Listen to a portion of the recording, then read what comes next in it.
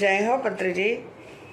మనం ఈ tower of Babel సీల్స్ని తొలగించుకుంటే కానీ మన కుండలిని జాగృతి సంపూర్ణంగా జరుగుతుంది. ఉన్నత శక్తులు మనలో మేల్కొంటాయి.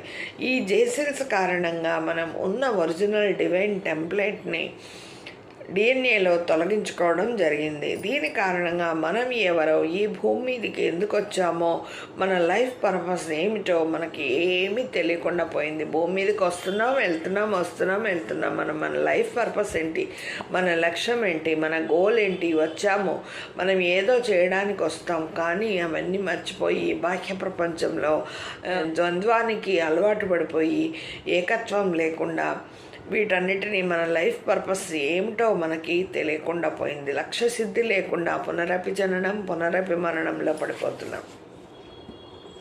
మనకు ఒక కార్యసిద్ధి లక్ష్య సిద్ధి, ఒక గోల్ లేకుండా తిన్నామా, పడుకుందామా, తెల్లారిందా, ఈ జన్మ అయిపోయిందా, మళ్ళీ వచ్చామా, మళ్ళీ తిన్నామా, ఇదే సరిపోతుంది.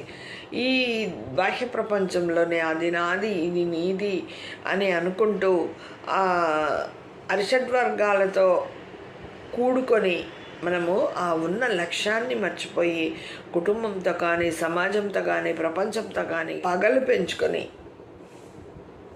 వెళ్ళిపోతూ ఉన్నాం. కానీ అందుకనే లక్ష్యసిద్ధి లేకుండా పునరపి జననం పునరపి మరణంలో పడిపోతున్నాం.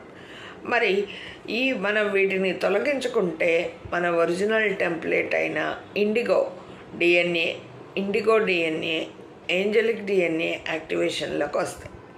మరి యాక్టివేషన్లోకి రావాలంటే ఇవన్నీ మనము ధ్యానం చేయాలి. మరి ఈ పునరపి జననం పునరపి మరణం అనేది లేకుండా ధ్యాన సాధన చేయాలి.